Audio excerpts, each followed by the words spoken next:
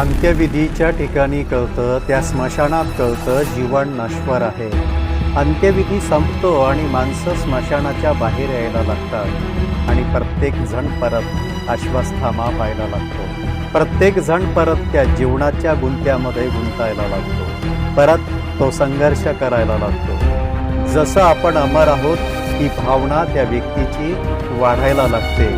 परत कुठेतरी हात पोचायचे, कुठेतरी जाऊन पोचायचं ही उर्मी अंतःकरणामध्ये वाढत जायला लागते. पण दोन श्वासातलं अंतर जे असतं ते खरं जीवन असतं. तो ठहराव म्हणजे जीवन असतं.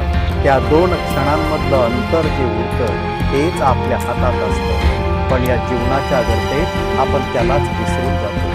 आपण होऊयात संजीवन समाधीसारखं, त्या ज्ञानेशांच्या संजीवन समाधीसारखं शून्य होता येईल आपल्याला.